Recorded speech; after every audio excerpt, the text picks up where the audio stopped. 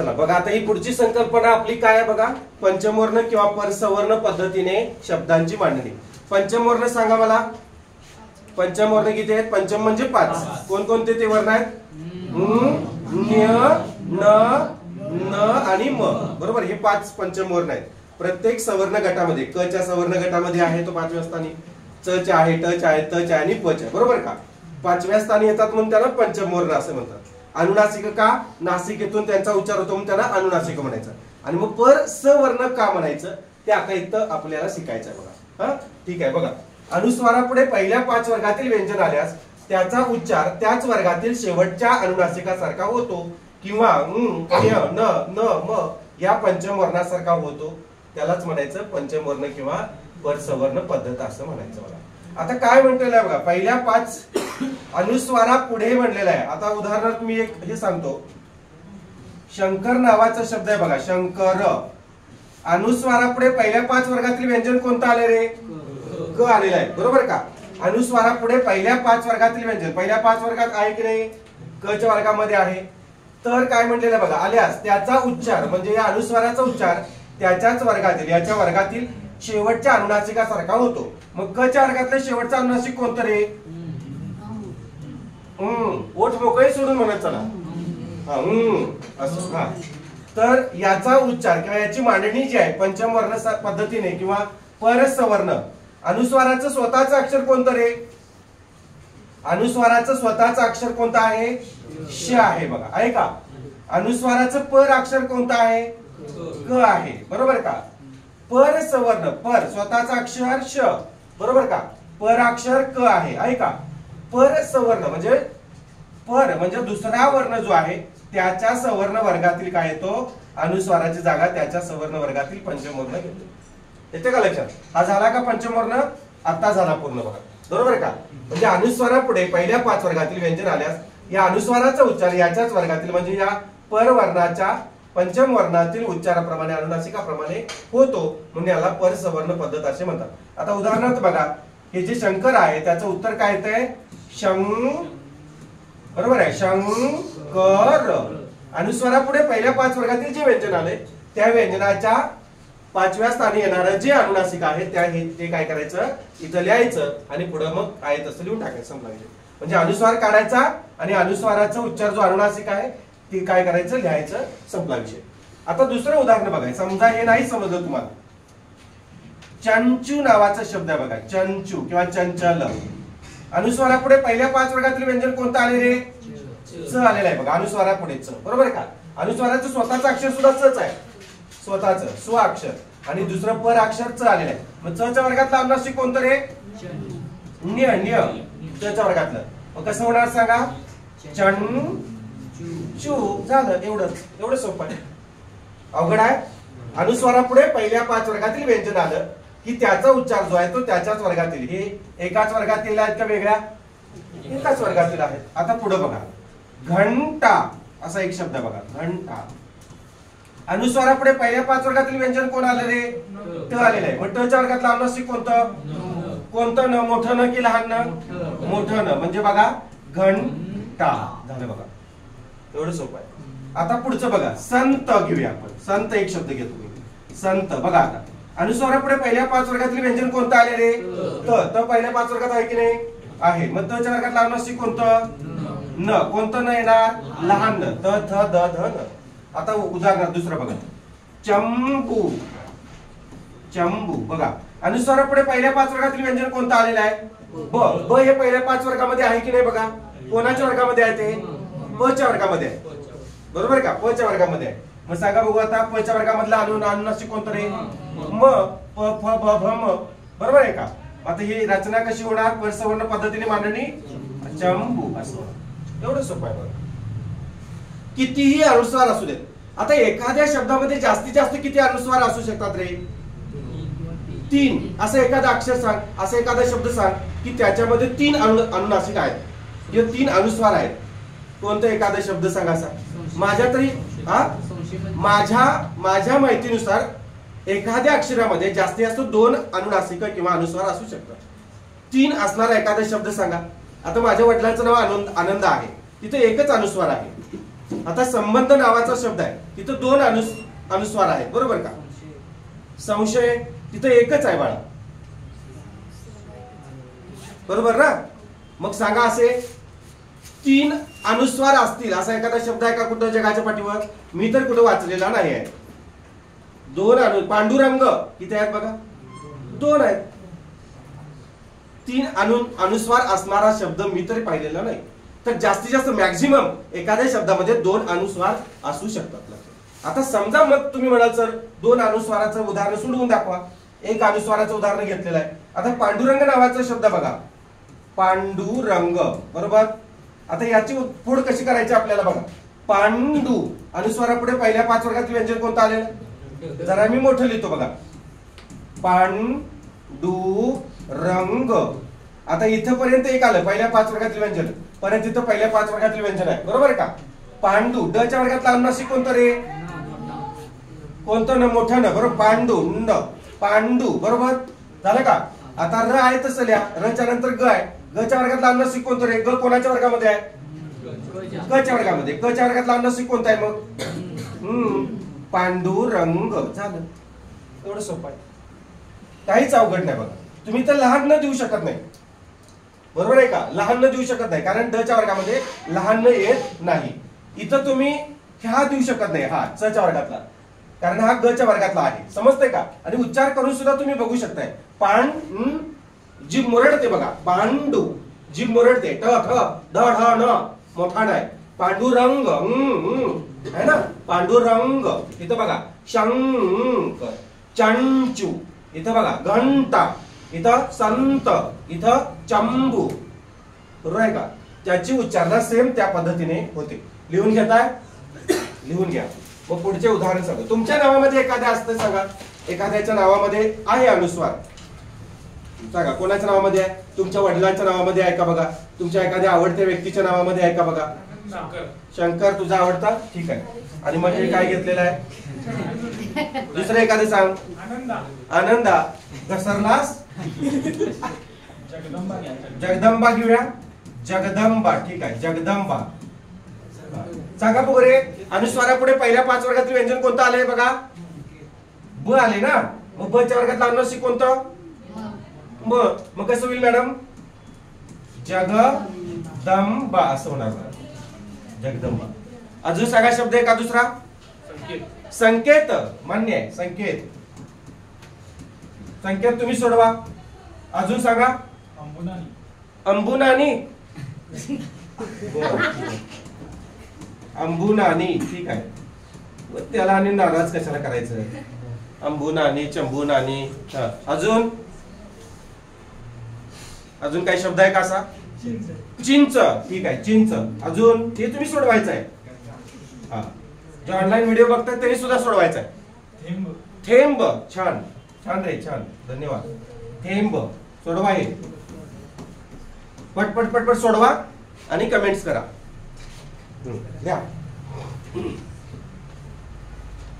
पाण्याची बॉटल कुठे?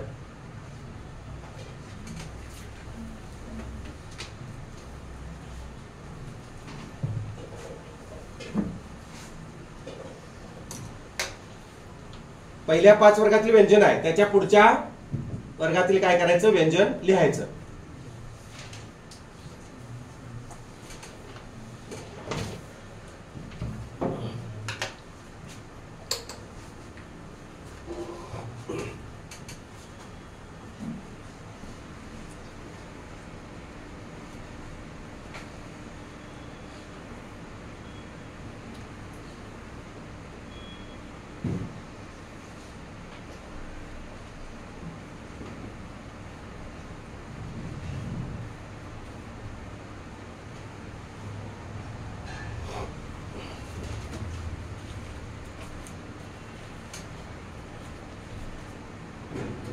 झालं? झालं का? जमते ना? जमायलाच पाहिजे. नाही जमून सांगते कुणाला? जमत नाही त्यांनी पुन्हा पुन्हा सांगायला सांगायचं. उगाच हे करू नका. येतंय म्हणून गाफील राहायचं. काही जण मुद्दामच मान डोलवतात, येतंय मला. जमलंय पण सांगत नाही. सांगत चला बाळांनो, आम्ही तुमच्यासाठीच आहोत. 2 वेळा सांगा, 10 वेळा समजून सांगायला सांगा. आणखी सांगा. आणखी चंद्रकांत. ठीक आहे, पुसूया आता.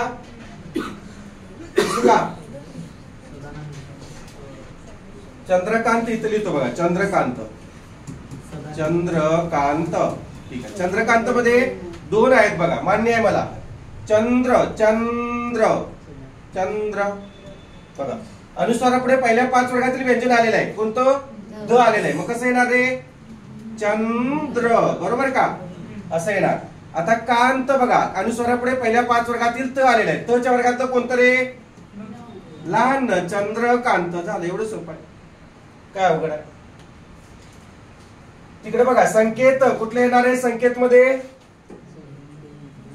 येणार. संकेत क च्या वर्गातलं येणार. इथं अंबू नाणी मध्ये म येणार. बरोबर आहे. ब च्या वर्गातलं प फ ब भ म. चिंच मध्ये चिंच ने येणार. न्य च च्या वर्गातलं. आणि हे थेंब म येणार. प फ ब भ म. ठीक आहे. हा, आज जे जॉईन झाले त्यांनी काळजी करू नका. पाठीमागचे व्हिडिओ बघा, समजून जाईल. हा, कव्हर होते ते सांगतो मी नंतर. हा, ठीक आहे. पुढे जाऊया. हा, आता हे बघा, श्रुती पद्धत म्हणून आहे. समजा आता मी इथं तुम्हाला सांगितलं की हे समजून दिलं तुम्हाला की अनुस्वारापुढे पहिल्या 5 वर्गातील व्यंजन आलेलं आहे. बरोबर का? आणि मग पहिल्या 5 वर्गातील व्यंजन आलं, त्याच्या वर्गामधलं तुम्ही ते लिहिलं. मग चंद्रकांत असेल, थेंब असेल, शंकर असेल. समजा मग अनुस्वारापुढे पहिल्या 5 वर्गामध्ये व्यंजनच नसेल तर काय करायचं? त्याचा वर्गच नसेल तर काय करायचं? आता हा शब्द बघा. सिंह असेल, संरक्षण नावाचा शब्द असेल. बरोबर आहे का?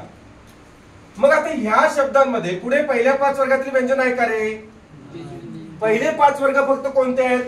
क, च, ट, त आणि प. हे पहिले 5 वर्ग आहेत. आणि मग त्याच्या वर्गामधील अनुनासिक येतात बघा. क च्या वर्गातलं हे आहे, च च्या वर्गातलं हे आहे, त च्या वर्गातलं कोणतं रे? मोठा न, त च्या वर्गातलं लहान न, प च्या वर्गातलं म. म्हणजे यांची काय अनुनासिका आहेत. आता याचं स्वतःच अनुनासिक आहे का? नाही. र चा अनुनासिक आहे का? त्याचा गट आहे का? नाही. मग काय करायचं? मग प्रश्न पडतो ना आपल्याला. मग यांची जी पद्धत आहे, यांची पद्धत पंचम वर्ण किंवा परसवर्ण पद्धत नाही. तर यांची पद्धत आहे श्रुती पद्धत. कोणती? श्रुती पद्धत. लक्षात घ्या. श्रुती पद्धत म्हणजे श्रुती होणे म्हणजे भास होणे. आणि मग या अनुस्वाराऐवजी हे तर येणार नाही आहेत, पण नेमकी काय करायचं, कसं करायचं हे आता आपण पुढच्या भागामध्ये पाहणार आहोत. जे मी तुम्हाला आता दाखवलं हे बघा.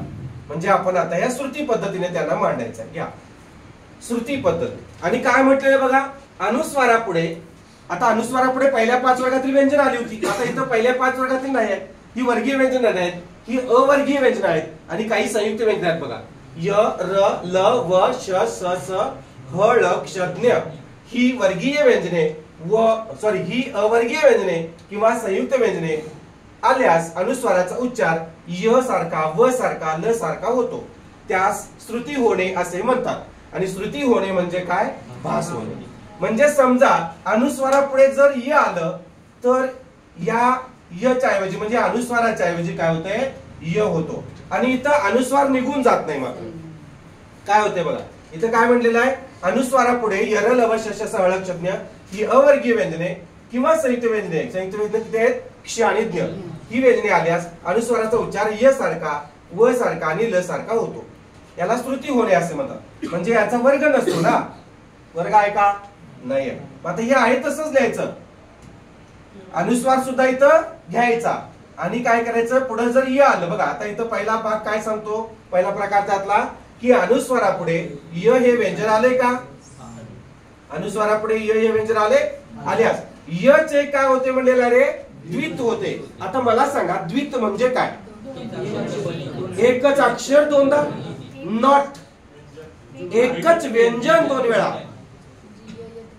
अक्षर म्हणले की बाळा पूर्ण अक्षर असते. बरोबर आहे का? व्यंजन अपूर्ण असतात. 2 वेगवेगळे अपूर्ण व्यंजन असतात. एकच व्यंजन 2 वेळा. आणि द्विरुक्त एकच शब्द 2 वेळा. उदाहरणार्थ एखादं उदाहरण सांगा. हळूहळू, मागे मागे, पुढे पुढे, पैसाच पैसा, पाणीच पाणी. काल बघितलं आपण काय म्हणले बघा, अनुस्वारापुढे य हे व्यंजन आल्यास य चे काय होते, द्वित होते. अनुस्वारापुढे य हे व्यंजन आल्यास य चे काय होते, द्वित होते. संपला विषय. एवढं सोपं आहे बघा. संयम, अनुस्वार पण घ्यायचा आणि पुढच्या वर्णाचा काय करायचा, द्वित करायचा. संपला. हे कसं लिहिणार, तसंच अनुस्वार पण घ्यायचा आणि काय करायचं, य च द्वित करायचं. बघा लिहा, संयोग, अनुस्वार पण घ्यायचा आणि य च द्वित करायचं. अनुस्वार पण घ्यायचा आणि य च काय करायचं, द्वित करायचं. आता एमपीएससीच्या मुलांना प्रश्न पडला, समजा कोणी एमपीएससी चे गट ब गट क किंवा एमपीएससी राज्यसेवेची मुलं जर पाहत असतील आपले व्हिडिओ, तर त्यांना प्रश्न पडला की सर मग हे पर सवर्ण पद्धतीने किंवा पंचमवर्ण पद्धतीने मांडून दाखवा, किंवा मांडलं तर मग कसं होईल. राज्यसेवेला प्रश्न येतो की पर सवर्ण, सिंह प्रश्न आला होता एकदा की सिंह हा पर सवर्ण पद्धतीने कसा लिहिला जाईल, सिंह. तर ते मी दाखवणारच आहे सिंह. पण इथं संयम शब्द आला समजा, किंवा संयोग शब्द आला, संयोग आला किंवा संयुक्त शब्द आला, तर मग तो पर सवर्ण पद्धतीने कसा लिहायचा. आता मला सांगा बाळांनो, य जो आहे तो वर्णमालेच्या ज्या उच्चार स्थानामध्ये जे 9 प्रकार आहेत, बरोबर आहे का, वर्णांचे, कंठ्यवर्ण, दंत्यवर्ण, मूर्धन्यवर्ण, तालव्यवर्ण, ओष्ठ्यवर्ण आहे का, कंठ तालव्य, दंत तालव्य. काल बघितले की आपण सगळे कंठ अष्टवर्ण कोणते आहेत, तालव्यवर्ण कोणते आहेत, मूर्धन्यवर्ण कोणते आहेत, बघितले ना सगळे आपण काल. हा, त्यामध्ये मला सांगा य कोणाच्या वर्गामध्ये येतो रे, तो तालव्यामध्ये येतो, बरोबर का. ताईचे यश, ताई ई ई, य ची सगळी म्हणजे च ची सगळी होय, छ छ ज झ न्य, य आणि श. मग य मध्ये य च्या च च्या वर्गामध्ये जो न्य आहे बघा, आहे का, आणि य आणि श आहे, मान्य आहे का, बरोबर आहे ना. असं आहे बघा, ताईचे यश ई ई आणि च ची सगळी ओळ आहे, य आणि श आहे, बरोबर का. आता बघा य जिथं आहे तिथं कोण येणार, न्य येणार, न्य. म्हणजे जर अनुस्वारापुढे जर य आला तर याचा उच्चार जो आहे तो याच्या प्रमाणे होणार, असा होणार नाही. आणि तुम्ही उच्चार जरी करून बघितला तरी असा होणारच नाही उच्चार. आता मग याची मांडणी जी आहे, तर परसवर्ण पद्धतीने जी मांडणी आहे ती कशी होणार बघा, संयम आहे ना, संयम असं होणार. आता हे निघून जाणार का सांगा, अनुस्वाराच्या ऐवजी आपण त्याला वापरलेला आहे म्हणून ते निघून जाणार. आता पुढे बघा, सै अनुस्वार येणार का, नंतर आपण त्याला अनुस्वाराला काढून टाकूया. संयुग एकदाच येणार, एकदाच येणार बरं का. हा, आणि अनुस्वार निघून जाणार, मान्य आहे. हे कसं येणार, असं संयोग, त्रे नाही ते, त्रे म्हणायचं नाही त्याला, अनुस्वार निघून जाणार, बरोबर आहे का. लक्ष द्या, हे तुम्हाला नाही आहे पण चुकून समजा आलंच तर तुम्हाला सांगता यावं म्हणून. पुढे बघा, संयुक्त, संयुक्त असं करायचं आणि अनुस्वार काढून टाकायचं. कारण परसवर्ण पद्धतीमध्ये अनुस्वाराची जागा त्या परवर्गातील व्यंजनासारखा होतो म्हणून अनुस्वार निघून जातो. आणि इथं मात्र अनुस्वारापुढे य हे व्यंजन आल्यास यचे द्वित होते म्हणजे अनुस्वार निघून जातो वगैरे काय का, अनुस्वाराऐवजी वगैरे आहे का या वाक्यामध्ये नाही, म्हणून हे आपण असं लिहिलं बघा. मान्य आहे. हा, हे फक्त तुम्ही लक्षात ठेवा, याची तुम्हाला गरज नाही, हे तुम्हाला मात्र तुम्हाला याची गरज आहे. पोलीस भरती असेल, सरसेवा असेल, तलाठी असेल, शिक्षक भरती असेल, सगळं कोशागार भरती, नगरपालिका, महानगरपालिका, सगळे सगळे याच्यामध्ये. आणि राज्यसेवा गट अ, गट ब, गट क ला हे असे पद्धतीने प्रश्न येऊ शकतात. थोडस डीप मध्ये असते, थोडस तुमच्यापेक्षा पुढची लेवल असते एवढंच. ठीक आहे. अलीकडे आता काय विचारतील सांगता येत नाही बाळांनो. 8वी स्कॉलरशिपला राज्यसेवेचे प्रश्न विचारलेले आहेत. मी तुम्हाला आता दाखवतो पुढं, जेव्हा आता हे थोड्या वेळात आपलं हे व्याकरण संपेल, म्हणजे वर्णमाला संपेल आणि मग आपण स्वाध्याय प्रश्न आपण घेतोय, फळ्यावर सोडवून घेतोय. मी तुम्हाला घरी पाठवून तुम्ही करत नाही, अनुभव आहे मला, पाठीमागच्या मुलांना विचार आहे की नाही, घरी सोडवताय तुम्ही लय. एक प्रश्न सोडवत नाही मी. जरी 10 प्रश्न दिले तर त्यातला एक प्रश्न सोडवत नाही, बाकीचे 9 राहू देत, एक तर सोडवायचा. मग मी इथं सोडवून घेतोय. इथं प्रश्न डिस्प्ले होणार, 4 पर्याय दिसणार, तुम्ही उत्तर सांगायचं, विषय कर, त्याचं विश्लेषण मी देणार. आणि तेच का उत्तर आलं याचं विश्लेषण तुमच्याकडे पण असणार आहे, माझ्याकडे सुद्धा असणार आहे, बरोबर आहे का. कोण म्हणेल ब असेल, कोण म्हणेल 3 येतो पर्याय, कोण म्हणेल 4था पर्याय, कारण 4 पर्याय असतात, प्रत्येकाचं उत्तर वेगळं असणार आहे. ज्याचा जसा अभ्यास झालाय तसं उत्तर येणार आहे. आणि किती अभ्यास झालाय, किती व्याकरण कळाले तुम्हाला, किती वर्णमाला प्रकरण कळाले ते त्यातून तुम्हाला स्वाध्याय प्रश्नातून समजणार आहे. ठीक आहे, त्या वेळेला करून घ्यायचं. नंतर तुम्ही पूर्ण व्याकरण शिकून झाल्यानंतर घरी किती प्रश्नपत्रिका सोडवताय, किती अभ्यास करताय हे मला माहित नाही, पण इथं प्रकरण झालंय की त्याची वाट लावायची आपण. समजलं? तशी प्रश्न घ्यायची गरज सुद्धा नसते, कारण मी सगळंच इथं सांगत असतोय तुम्हाला. असा प्रश्न येत असतो, हे असा असा आहे, बरोबर आहे ना. शिकवत असतानाच मी सगळं कव्हर करतोय. यातच प्रश्न तयार करायचे हो. वेगळे प्रश्न वेगळे काय असतात, बरोबर आहे ना.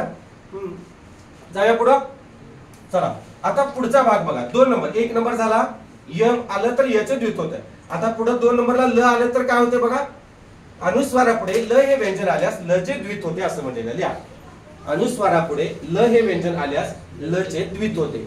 द्वित म्हणजे काय बाळांनो? दोन काय? हा, हे सारखं सारखं विचारतो म्हणजे मला कुत्र चावलेलं नाही. तुम्ही प्रत्येक वेळेला वेगवेगळं उत्तर देताय म्हणून. हा चला आता बघा. अनुस्वारापुढे ल हे व्यंजन आल्यास ल चे द्वित होते. अनुस्वारापुढे संलग्न शब्द आहे बघा. हे दोन्ही आहे तसं लिहून टाकायचं. हे घ्यायचं आहे तसं संलग्न. ल च द्वित होणार, संपला विषय. लावा लग्न, सॉरी लिहा लग्न, तर लग्न लिहा. संलाप, ल ला ल घ्यायचं, संलाप. बरोबर आहे का. अनुस्वारापुढे ल हे व्यंजन आल्यास ल चे द्वित होते, म्हणजे ल डबल येणार, दोनदा येणार. संलेख असं होणार. एवढं सोपं आहे बघा. आता समजा याला परसवर्ण पद्धतीने मांडायचं आहे तर कसं मांडाल. कारण ल हा कोणाच्या वर्गामध्ये आहे रे? कंठ्य, मूर्धन्य, तालव्य, दंत्य, ओष्ठ्य कोणाच्या वर्गामध्ये येतो? उच्चार स्थानामध्ये कोणत्या प्रकारात येतो? तालव्य मध्ये आहे ल. दंत मध्ये आहे रे. दाताची लस, दंत्य, त ची ओळ सगळी, त थ द ध न आणि लस. लहान न येणार ना, बरोबर आहे का. लहान न, त थ द ध न, लहान न म्हणजे कसं होईल सांगा परसवर्ण पद्धतीने. कसं येणार? अनुस्वारापुढे पहिल्या 5 वर्गात म्हणजे नाही आहे पहिल्या 5 वर्गात, पण उच्चार स्थानाच्या ल दंत वर्णामध्ये आहे असं येणार. अनुस्वार येणार का? नाही, अनुस्वार निघून जाणार. आले लक्षात? पुढे हे सांगा. सेमच की सन लग्न, अनुस्वार नाही येणार, अनुस्वार निघून जाणार. आणि संलेख, सॉरी संलाप आहे ना, माफ करा.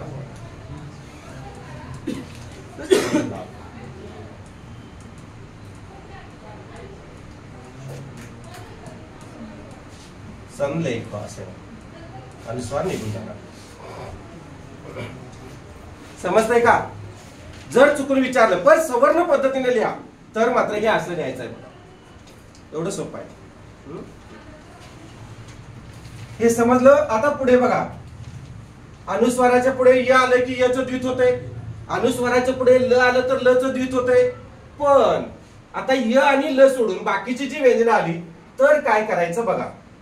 र आलं, व आलं, श आलं, श, स, ह, ळ, क्षज्ञ. आता हे ल जे आहे हे मात्र याला हायलाइट करा किंवा अधोरेखित करून ठेवा, चौकट मारून ठेवा.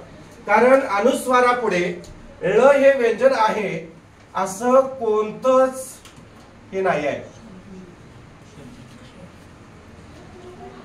अनुस्वारापुढे बघा ळ हे व्यंजन आहे नाही. ळ च्या वरती डोक्यावर अनुस्वारापुढे म्हणले ना. अनुस्वारापुढे ळ हे व्यंजन आहे असा एखादा शब्द नाही आहे मराठीमध्ये, म्हणून त्याला हे करून ठेवा. कारण बाकीचं बघा इथं बघा र घेतलेला आहे बघा, व घेतलेला आहे, श घेतलेला आहे, हे श घेतलेला आहे, षटकोन श, मा स घेतलेला आहे बघा, इथं ह आहे बघा, त्यानंतर क्ष घेतलंय, ज्ञ घेतलंय, परत र, परत आणखी मी मुद्दामून उदाहरण दिलेले आहेत. पण ल अनुस्वारापुढे ळ आहे असं एखादं उदाहरण सांगा रे, एखादा शब्द सांगा. अनुस्वारापुढे ळ पाहिजे. जसं अनुस्वारापुढे र आहे, अनुस्वारापुढे व आहे, संवाद, अनुस्वारापुढे ह आहे, सिंह. असं एखादा अक्षर सांगा, असा एखादा शब्द सांगा. एवढा साधा विचार करा. जर शब्द असता तर सातपुते सरांनी लिहिला नसता का? लिहिला नसता की नाही? लिहिला असता की नाही? मग संपला की विषय. शब्दच नाही म्हणून लिहिला नाही. तुम्ही उगाच केस उपटून घेऊन काय उपयोग आहे काय? नाही. बघा चला, अनुस्वारापुढे ही व्यंजन आली तर काय होते बघा, काय म्हटलेलं आहे, तर अनुस्वाराचा उच्चार कोणाप्रमाणे होते म्हटलेला आहे, व सारखा होते. बरोबर का? हा, ल आलं ल सारखा होणार, य आलं य सारखा होणार. चला मग हे कसं लिहायचं सांगा, कसं लिहिणार? हे आहे तसं लिहायचं बाळांनो, आहे तसं लिहायचं, अनुस्वार पण लिहायचं, हे आहे तसं लिहून टाका दोन्हीकडे. संरक्षण, आता हे संवाद, फक्त जरासं अंतर सोडायचं तिथं. मग काय करायचं, फक्त इथं काय करायचं आहे, संरक्षण. बघा हे असं करायचं, एवढं करायचं. संरक्षण, अनुस्वार पण घ्यायचा आणि अनुस्वाराच्या पुढे हे आलं की व लिहायचं, संपला विषय. लिहा, दोन्हीकडे सेम लिहा. संशय, फक्त व लावायचं तिथं. दंष्ट्रा, दंष्ट्रा म्हणजे दाढ रे, दाढ. काय नाही बाळांनो, दंष्ट्रा म्हणजे दाढ, आपली दाढ, दातातली, दाताच्या बाजूची दाढ. मांस, पण तिथं काय लावायचं आहे, व लावायचं इथं. संशय, मांस, संरक्षण, संवाद, असं. हे पुढचं लिहाल तुम्ही, सोपं आहे पुढचं. बघा, सिंह, अनुस्वार पण घ्यायचा आणि तिथं व पण जोडायचं, हे पण जोडायचं, व पण जोडायचं. संक्षेप, संज्ञा,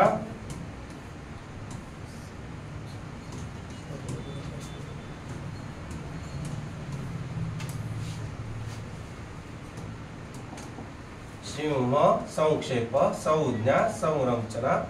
आणि पुढचं लिहा तुम्ही. बघा, मग तुम्हाला परसवर्ण पद्धतीने मी सांगतो, परसवर्ण पद्धतीने कसं लिहायचंय ते सांगतो. बघा, सोपा आहे का अवघड आहे? अतिशय सोपा आहे. यात काहीच तुम्हाला पाठांतर करायची गरज नाही आहे किंवा इतकंही काही मन लावून समजून घ्यायची गरज नाही. सहज त्याने सुटणारा प्रश्न येते. म्हणजे तुम्हाला ही श्रुती पद्धत म्हणून ही पद्धत वापरावी लागणार आहे. परसवर्ण पद्धत नाही, श्रुती पद्धत. श्रुती पद्धत म्हणजे भास होतो की आपल्याला वाटते लांबून की त्या 5व्या गटामधले हे अनुनासिक असू शकते, पण हे नाही तसं बाळा. ते लिहिलं संवर्धन, व जोडून टाका. अंश, व जोडून टाका. संस्था, सचा तिथं व जोडून टाका. संहिता, सेम तसंच लिहायचं आहे. आता हे परसवर्ण पद्धतीने कसं लिहायचं, परीक्षेला सिंह जो शब्द आला तो कसा लिहायचा मी सांगतो तुम्हाला. बाळांनो कसं येईल रे, तुम्हाला काय वाटतंय? अनुस्वारापुढे पहिल्या 5 वर्गात व्यंजन आहे का? हे आहे का? बघा, नाही आहे. मग मला सांगा, ह जो आहे तो उच्चार स्थानांच्या प्रकारापैकी कोणाच्या प्रकारामध्ये आहे? तो कंठेमध्ये आहे, तालवीमध्ये आहे, का मूर्धन्यमध्ये आहे, का दंत्यमध्ये आहे? दंत्य कंठेमध्ये आहे. कंठ क, क ची सगळी ओळ, क ख ग ग आणि ह एक आहे. बघा, मी क्लुप्ती कह कहना प्यारे असं सांगितलं, तो क्लुप्ती ह येतो. बरोबर आहे का? मग मला सांगा, जर त्या क च्या गटामध्ये जो ह आहे तर त्याच्यामधला अनुनासिक कोणता आहे? मग बरोबर आहे का? मग बघा कसं येणार, अनुस्वारापुढे पहिल्या 5 वर्गातील व्यंजन नाही आहे, पण परसवर्ण पद्धतीने मांडायचं. म्हणजे कसं मांडणार रे? सिंह, हे असं आलं बघा, सिंह असं. म्हणजे हे उत्तर आयोगाने काय केलेलं आहे, स्वीकारलेलं आहे आणि हेच बरोबर आहे. सिंह, सॉरी इथं 2 मी दिलं असं. सिंह, सिंह, सिंह परसवर्ण पद्धतीने सिंह. न्य येतो का बघा, न्य. शून्य, मोठा नाही, शून्य, लहान नाही, शिन्न. मैल, सिंह असेल नाही ना, सिंह, सिंह है ना, गर्जना, सिंह असंच होते. बरोबर ना? लिहा. हे सगळं कसं लिहिता येते बाळांनो, सगळं. आता तुम्ही म्हणाल सर संरक्षण शब्द परसवर्ण पद्धतीने लिहिता येईल का? येईल का नाही रे? येणार. मग र सांगा मला, र जो आहे तो कोणत्या उच्चार स्थानाच्या प्रकारामध्ये आहे सांगा. कंठेमध्ये आहे का? बघा, तालवीमध्ये आहे, मूर्धन्यमध्ये आहे. मूर्धन्य, मूठ, ट ची सगळी ओळ, मूर्धन्य, मुरु, मूठ, मूर. मी सांगितले की काल क्लुप्ती. बरोबर आहे का? हा तीच की, मटण, मटणाचा रसळ, र. बरोबर आहे का? म्हणजे अनुस्वाराच्या त्या मूर्धन्य गटामध्ये आहे. म्हणजे जिथं र आहे तिथं कोणता येणार आहे? र च्या पैकी, र च्या ऐवजी कोण येणार? र च्या वर्गामध्ये त्या मूर्धन्यमध्ये मोठानं आहे ना, मोठानं आहे, मोठानं. तर मोठानं म्हणजे परसवर्ण पद्धतीने मांडणी कशी होणार याची? संरक्षण असं अशी होणार. संरक्षण मोठा नाही येणार ना, अनुस्वारापुढे पहिल्या 5 वर्गात नाही आहे, पण हा मूर्धन्यमध्ये, आणि मूर्धन्यमध्ये कोण कोण आहे, टची सगळी ओळ आहे, ट ठ ड ढ न र श ळ आहे का, मटणाचा रशळ. मी सांगितलं होतं की म्हणजे जिथं र आहे तिथं कोण येणार, तिथं र न येणारच ना. मॅडम समजलंय का नाही, का पुन्हा सांगू, समजले ना, मुद्दाम म्हणत नाही ना, ठीक आहे. हे सांगा मग, हे सांगा, हे येईल का हो, संवाद येईल. व जो आहे तो उच्चार स्थानापैकी कंठमध्ये आहे का बघा, दंतेमध्ये आहे का बघा, तालव्यामध्ये आहे का बघा, दंतोष्ठ मध्ये आहे. मग दंतोष्ठ मध्ये कुठलं हे आहे का, कुठलं अनुनासिक आहे का, नाही आहे, तर हे येणार नाही. हे फक्त कसं येणार मग, संवाद असे येणार. हे याच्यासारखं व जोडून टाकायचं, बरोबर आहे का रे, व जोडून टाकायचं याला, इथं फक्त व जोडायचं. हे असंच येणार, फक्त श्रुती पद्धतीने येणार. हे परसवर्ण पद्धतीने येणार नाही. हे येईल का बघा, हे आलेलं आहे परीक्षेला बाळांनो, राज्यसेवेला आलेला आहे, गट ब गटकला सुद्धा आलेला आहे. सांगा संशय. आता जो श आहे तो कोणाच्या उच्चार स्थानाच्या प्रकारामध्ये आहे बघा, तालव्यमध्ये. तालव्यमध्ये मग कोण आहे, तालव्यमध्ये कोण आहे, तालव्यमध्ये हा नि आहे, म्हणजे तालव्य च छ ज ज न्य, बरोबर आहे का, आणि य आणि श आहे का, य आणि श, बरोबर का. हा आता बघा जिथे श आहे तिथं कोण येणार, नि येणार. म्हणजे बघा कसं येणार, अनुस्वार येणार का, नाही, अनुस्वाराच्या ऐवजी नि येणार, संशय असे येणार. अनुस्वार येणार नाही, अनुस्वार निघून जाणार, कारण अनुस्वाराची जागा कोणी घेतली, नियने घेतलेली आहे. राज्यसेवेला प्रश्न आलेला आहे, एमपीएससीचा प्रश्न आहे. म्हणजे आपल्याला या असं विचारतील आणि मग राज्यसेवेला पुढे जाऊन या असं विचारतात, जरासं तुमच्यापेक्षा पुढे जाऊन विचारतात, ठीक आहे. दंष्ट्रा हे कसं येईल रे, आपल्या परसवर्ण पद्धतीने दंष्ट्रा सांगा बघू कसं येईल दंष्ट्रा. आता जो श आहे, श कोणाच्या वर्गामध्ये, गटामध्ये सांगा, मूर्धन्यमध्ये. मूठ टची ओळ सगळे ट ठ ड ध न आणि कोण आहे, र षळ, र षटकोश र षळ, बरोबर का. मग जिथं श आहे तिथं कोण येणार, मोठा नाही येणार ना, बरोबर आहे का. मग बघा आता हे कसं लिहिणार, मग अनुस्वार येणार नाही येणार. अनुस्वाराच्या ऐवजी कोण येणार आहे, मोठानं. म्हणजे कसं, हे लिहून टाका असं, दंश, इथं काय करायचं, हे न जोडायचं असं, दंश त्रास करून टाकायचं. लहान न येणार नाही, लहान न येणार नाही, म्हणजे असं येणार नाही. तुम्ही लहान न असं जोडायला जा, नाही येणार ते, कारण श च्या वर्गात लहान न नाही, ते त च्या वर्गामध्ये, बरोबर का. तुम्ही हे असं लिहून चालणार नाही, दंश ट्रा, म्हणजे हे च च्या वर्गातलं लिहून चालणार नाही, बरोबर ना. च च्या वर्गातलं हे त्र सारखं दिसतंय, ते नाही येणार. लहान न पण येणार नाही, असं पण येईल का, की असं हे विस्तार, हे निघून जाणार, असं येईल का, येईल असं नाही येणार. कारण श जो आहे तो कोणामध्ये आहे, दंश. हे पहिल्यांदा श घ्यायचं, नाही तर ट घ्या तुम्ही मोठानं, हे श. आणि जरी ट घेतलं तरी ट च्या वर्गामध्ये सुद्धा कोण आहे, हाच आहे ना, आणि श जरी घेतलं तरी हाच आहे, बरोबर आहे का. र घ्यायचं नाही, दंश पहिला जो उच्चार होतोय तो घ्यायचा, श घ्यायचं, पहिला जो उच्चार होतोय तो, अनुस्वारानंतर पहिला जो उच्चार होतोय त्याचा घ्यायचा. मान्य आहे, समजलंय. त्याचं तुम्ही करून बघू शकताय, तुम्ही होत असले तर. वच होणार नाही, वच हेच नाही, एकच आहे दंतोष्ठ. अंश होते का, होतंय, कोणतं होईल, मोठं होईल.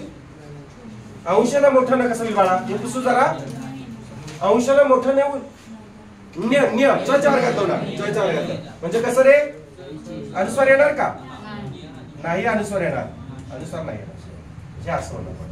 संस्था कसं होईल रे, अनुस्वार येणार नाही, अनुस्वाराच्या ऐवजी परसवर्ण कसं येईल, कोणतं न, स कोणामध्ये आहे, दंतमध्ये आहे, मोठं नाही येणार नाही बाळा, त लहान नाही येणार रे. असे का करतो संस्था असं येणार बाळा, लहान नाही रे. त च्या वर्गामध्ये त थ द ध न ल आणि स, जिथं लहान नाही तिथं स आहे ना. बघा तुम्ही वही उघडून बघा, पाठीमागचा व्हिडिओ बघा, आपण उच्चारस्थानाचं हे बघा, ठीक आहे. हा हे कसं सांगा, हे बाळा हे सांगा, हे कसं होईल, कोणतं येईल याच्यामध्ये, संज्ञाचं परत सांगू, ठीक आहे. हे ना म्हणजे ह्या पद्धतीने सांगू, श्रुती पद्धतीने सांगू, परसवर्ण पद्धतीने. आता हे ज्ञ ज्ञ बघा द हा अधिक हा सांगा न अधिक य मान्य आहे. ज्ञ कसा होतो? ज्ञ कसे पुढ होते? द अधिक न अधिक य. श कशी पुढ होते? द अधिक श मान्य आहे. मग पहिल्यांदा कुठला आहे? इथं पहिल्यांदा कुठला आहे? काय. मग इथं कुठलं येणार? क च्या वर्गातलं कुठलं येणार? हे येणार मान्य आहे. हे द आहे. द च्या वर्गातलं कोणतं येणार? लहान नाही येणार बाळा. येते. आता हे समजून घेतलं आपण. हे पुसून टाकतो बघा. आता मग संक्षेप कसं करायचं बघा. हे अनुस्वार येणार का? येणार का भागोजी? नाही येणार. आता समजलं. आता ज्ञा चला कुठलं घेतलं आपण? न घेतलेलं आहे. मग कसं होणार? अनुस्वार येणार नाही. झाली परसवर्ण पद्धतीने. तुम्ही म्हणाल द न य. आता समजा इथं हे घेतलं द न य घेतलं. द च्या वर्गात न पण आहे ना. त द न डबल दुसरं घेतलं तर येते. य येत नाही ते पाक पुढे जातो. संज्ञा असं आहे. आणि श्रुती पद्धतीने संज्ञा व येते. व याला फक्त काय जोडायचं आहे? अनुस्वार पण घ्यायचा आणि व जोडायचा आहे. बरोबर ना? श्रुती पद्धत रे हे आधीच तुम्ही लिहिलेच आहे. ज्ञाला व जोडायचं आहे नुसतं. संपला विषय. संहिता सोडून दाखवू. संहिता हा काही गरज नाही. ह चा कोणता येणार? क च्या वर्गात येणार. सं आणि अनुस्वार येणार का? नाही येणार. ठीक आहे समजलं. जाऊया पुढं. थांबतो. काही शंका आहे? काही शब्द असे काही शब्द आहेत का तुमच्याकडे की ते मला आता हे व्हायला सत्वायला लागलेत शब्द सांगा जरा. असा एखादा कुठला शब्द आहे का रे यातला असा? पुढं य आलं तर य येणारा एखादा सांगा. ल येणारा एखादा शब्द सांगा. आठवला की मेसेज करा. मला वाटलं असं तुम्हाला आठवला सर हा शब्द कसा होईल काय होईल करूया आपण तो दुरुस्त करूया. फक्त ल अनुस्वारापुढे ल असणारा एखादा शब्द मला दाखवा. नाही आहे माझ्याकडे. तुमच्याकडे असेल जाऊन शब्दकोश किंवा कुठलं एखादं पुस्तक बघा पेपर बघा चाळा असेल तर मला सांगा मेसेज करा. घेऊया उद्याच्या तासाला आपण तो. घ्यायची पण काही गरज नाही. असेल समजा त्याच्या पाठीमागे एखादा दुसरा कुठला शब्द असेल तिथं काय करायचं नुसतं त्या ळला काय करायचं आहे नुसतं व द्यायचं आहे. संपला की विषय. श्रुती पद्धतीने जसं इथं केलंय ना आपण इथं असं करायचं आहे ना. हे पुसू का? आपण काय केलंय नुसतं काय केलंय रे अनुस्वारापुढे हे आलंय त्याचा उच्चार कसा करायचा आहे? मग लिहित असताना आपण काय केलं फक्त ह्या आयतच लिहिलं. फक्त इथं काय केलं व जोडलं रे. मान्य आहे का? तसं पुढे ळ आलं समजा एखादं तुम्हाला कुठे शब्द सापडला तर काय करायचं ळ ला काय करायचं त्या व जोडायचं. संपला विषय. आणि अनुस्वार पण लिहायचा त्याचा. अनुस्वार पण घ्यायचा आहे. मान्य आहे ना? अनुस्वार पण घ्यायचा आहे आणि व पण जोडायचं आहे. लक्षात घ्या. अनुनासिकामध्ये तसं होणार नाही. परसवर्ण पद्धतीमध्ये तसं होणार नाही. कारण परसवर्ण पद्धतीमध्ये त्या अनुस्वाराची जागा कोण घेते? पुढच्या वर्गातला त्याचं ते अनुस्वार असते ते घेते. जसं आपण घंटा घेतलं जसं आपण संत घेतलं बरोबर आहे का? तच्या वर्गातलं लहान संत बरोबर आहे का? हा. आणि ती पूर्वी पद्धत होती बाळांनो. कुठली? ही अशी पूर्वी लिहिली जायची. संत अचंबा असं लिहिलं जायचं पूर्वी किंवा आनंदा असं लिहिलं जायचं पूर्वी. शंकर हे पूर्वी असंच लिहिलं जायचं. पण हे जर असंच फॉरवर्ड केलं जात असतं तर काय झालं असतं आपल्याला लहानपणी फार त्रास झाला असता आहे की नाही? कुठून हाकायची वेळ आली असती. बरोबर आहे ना? का सांगा? कारण आपल्याला अंगणवाडीला किंवा पहिलीला बाईनी या पद्धतीने शिकवायला त्यांना नाचायलाच लागलं असतं. फक्की चटणी खाऊन शिकवायला लागलं असतं. काय खोटं आहे? किंवा लाल मिरच्या बेडगी मिरच्या खाऊन शिकवायला लागलं असतं. बरोबर आहे ना? कसं लिहिणार हे सांगा. मग त्यांनी एक सोपी पद्धत काढली. हे सगळं काढून टाकायचं. काय हे सगळं काढून टाकायचं सॉरी हे सगळं काढून टाकायचं आणि फक्त कुचक कुचक बरोबर आहे का? इथं कुचक आणि असं करायचं. नुसतं काय करायचं टिकल्या देत जायचं. संपला विषय. मग कुठला काय शब्द असतो ना तिथं बरे कांचन असू दे मग काय करायचं अलग लक्षात असं करत जायचं. आणि तुम्हाला मात्र आलं तर खुचूक करून चालेल आपलं खुचूक होऊन जाईल. घरातच खुचूक खुचूक करत बसाय वेळी गोष्ट काही निघणार नाही. कांचन शब्द कसा लिहायचा सांगा चला. हा कांचन शब्द कसा लिहायचा? हा का चन्य ए चनेय निय निय निय हा हे ना च कांचन असं आहे ना. बरोबर आहे, मान्य आहे. कारण का सांगा? अनुस्वारापुढे पहिल्या 5 वर्गातले व्यंजन कोणतं आले रे? च आले. च च्या वर्गातला अनुनासिक कोणता आहे? निय. बरोबर आहे, कांचन. गंगा सांगा. गंगा गंगा गंगा सांगा. गंगा असं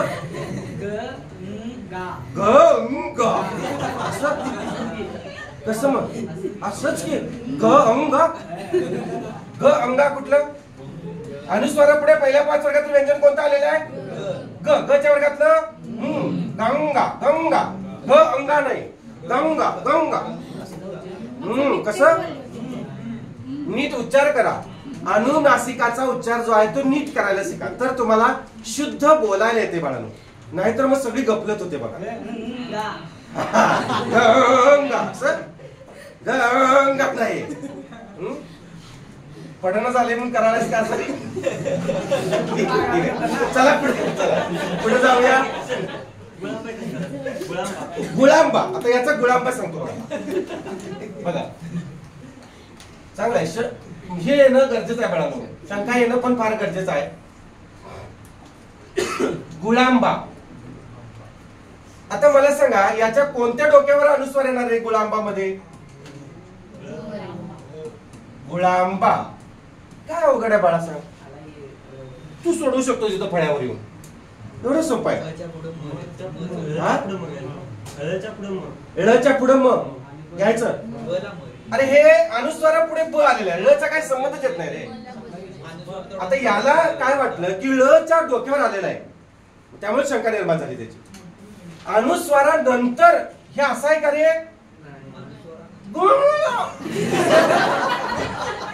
असा आहे, असा नाही तो शब्द. कसा आहे तो?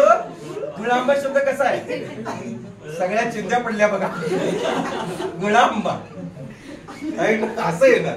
अनुस्वारापुढे पहिल्या 5 वर्गातील व्यंजन कोणतं आलेलं आहे? ब आलेलं आहे. ब च्या वर्गातलं मग कोणतं येणार? म येणार. म्हणजे कसं होणार गुळांबा? कसं येणार? गुळांबा असं होणार. एवढं सोपं आहे. खावा की आता. आता एक मालिका आहे मुरांबा नावाची. सांगा बघू. मुरांबा नावाची मालिका आहे मुरांबा. चला हे कसं होणार बाळा? आता ते गुळांबा तुली आणि आता हे तू सोडव परत. कुठलं येणार? हा मला बयना लक्षात. आंबट. आंबट लिहूया रे. आंबट. मॅडम काहीच अवघड नाही. पहिल्या 5 वर्गातील व्यंजन आले. ब च्या वर्गातलं लहान कोणतं आहे? आंबट. आता पानचड बिंचड घेऊ का सगळं? मुंबई घेऊ. पानचड एक सांगा रे. पानचड. चला मुंबई पण त्याचं घेतो, त्याला वाईट वाटायला नको. सांगा पानचड शब्द सांगा. पानचड सांगा. अनुस्वारापुढे पहिल्या 5 वर्गातील व्यंजन कोणतं आलेलं आहे? च. च च्या वर्गातलं अनुनासिक कोणतं? न्य. पानचट. संपला विषय. एवढं सोपं आहे. मुंबई. अनुस्वारापुढे ब आलेलं आहे. ब च्या वर्गातलं अनुनासिक कोणतं? म. झालं मुंबई. एवढं सोपं आहे. काहीच अवघड नाही. आणि कुठला आता तुरट खारट घेऊ? त्याच्यात आकांक्षा. आकांक्षा घेतो, त्याला आणि वाईट वाटायचं. त्याची आकांक्षा घ्यायला.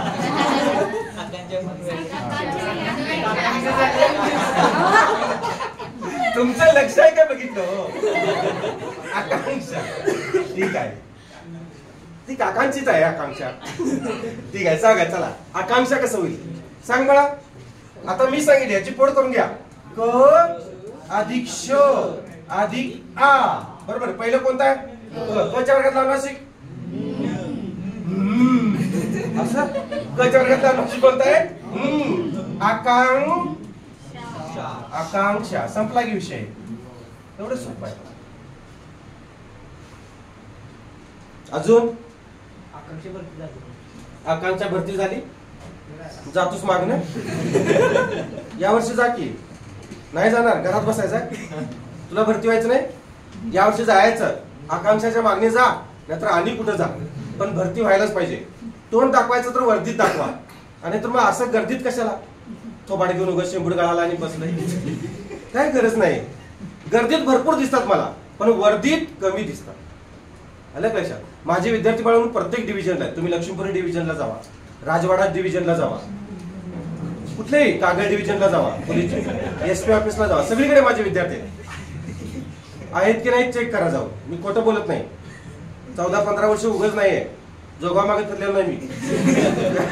लक्षात ठेवा, हेच काम केले मी, बाकी काय केलेलं नाही. एकदा सांगितलंय, तोंड दाखवायचं तर वर्दीत दाखवायचं, तोंड दाखवायचं तर त्या टेबलवर बसून फोन करायचा, नाहीतर फोन करायचं नाही. मला जमलं तर कर, नाही तर सोडून दे. सरळ स्पष्ट असते माझं, बरोबर की नाही?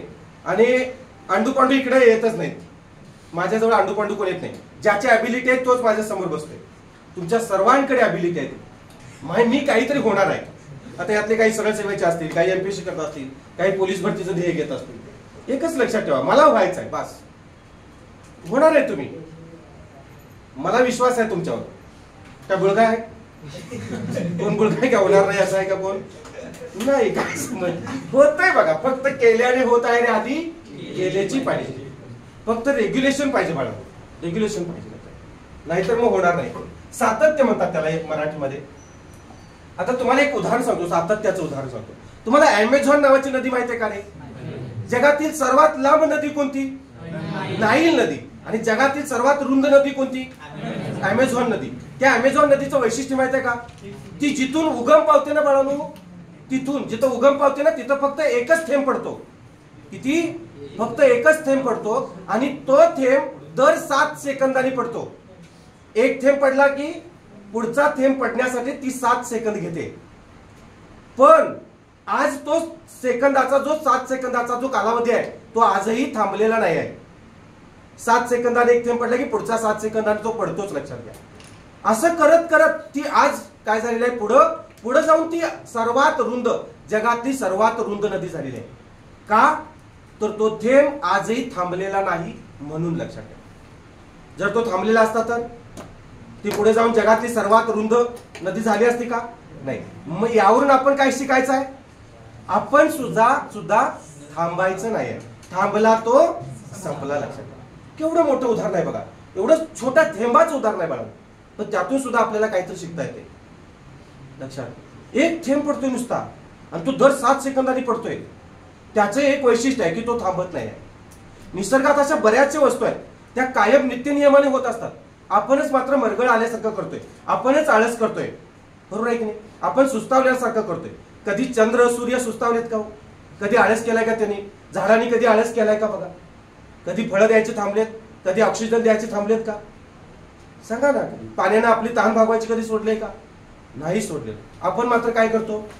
आज लय थकलोय सर, राहू दे की सर, बास करा की सर, जरा जास्त 5 मिनिटं झालं की बास करा की, बास करा की, लगेच बुडाला याच्यावर लगेच हे लागतंयच.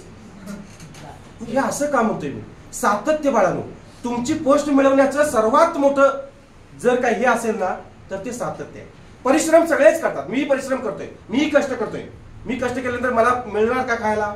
मी तर आलो, कष्ट केलं तरच मिळणार. ते माझं कष्टासाठी चालेल, पुढे बघण्यासाठी चालेल. तुम्ही सुद्धा तेच करा. तुम्ही कष्ट करता, तुम्ही परिश्रम करता, तुमच्याकडे जिद्द आहे, तुमच्याकडे चिकाटी आहे, सगळ्यांच्याकडे आहे.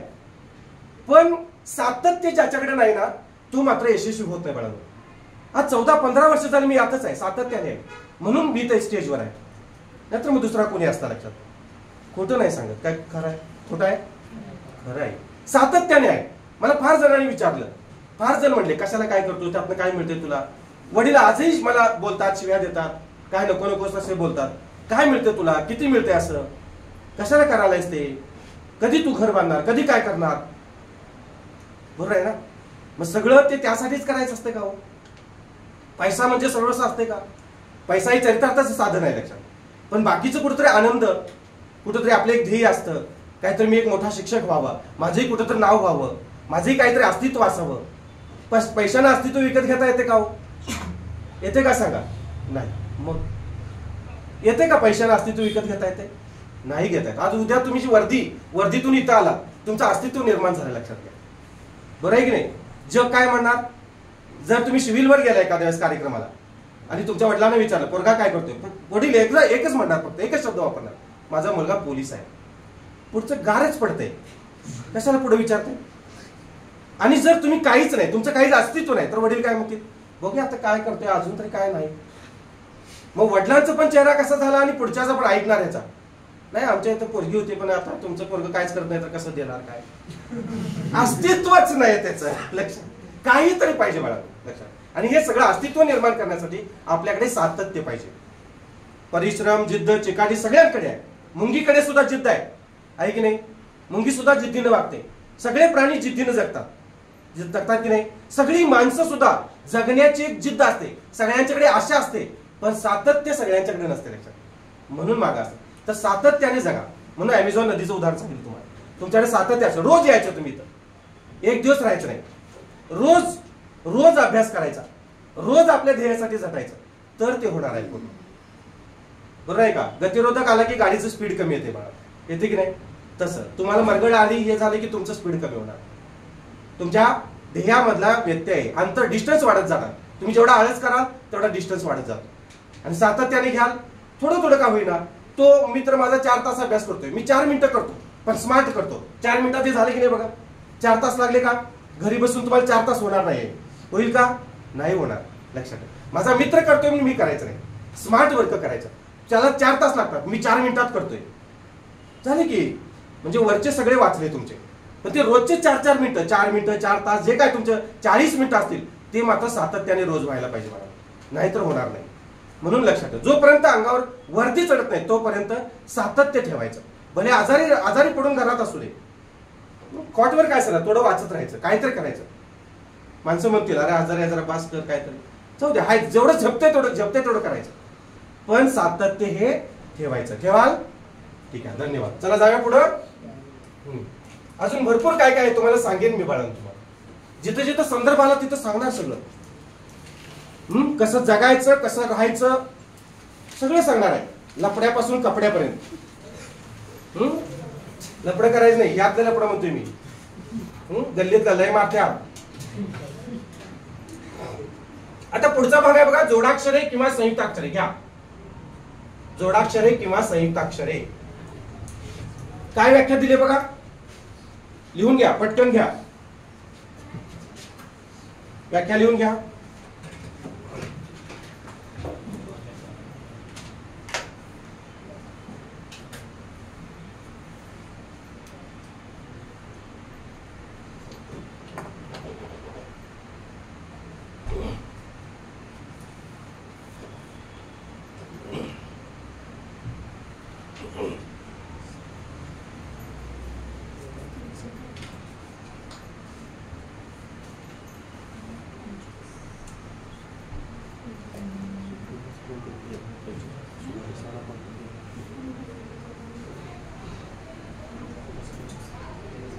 सुधाकर सर नंबर नाही,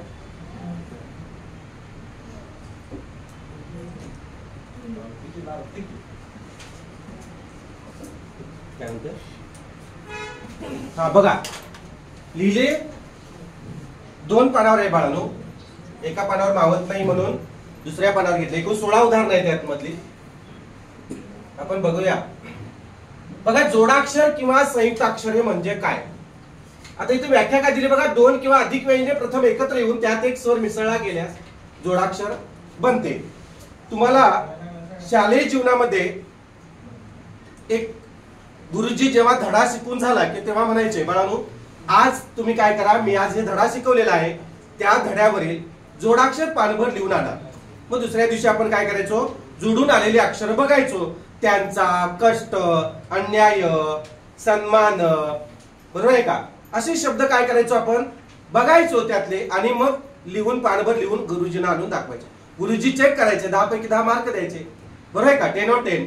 पण जे जोडाक्षर जे आहे आपण जे लिहिलेलं आहे ते जोडाक्षर नेमकी कसं झालं, किंवा ते जोडाक्षर आहे का, किंवा हे जोडाक्षर नाही आहे, हे कधी आपल्याला गुरुजींनी सांगितलं नाही. गुरुजींचा हेतू एवढाच होता की बाळाला फक्त जोडाक्षर समजावीत. आपला आता एवढाच हेतू आहे का, आपल्याला हेतू काय आहे, आपला हेतू काय की एका मार्कासाठी हा पॉइंट जो आहे तो शिकायचा. आणि तो सविस्तरपणे समजून घ्यायचा आहे.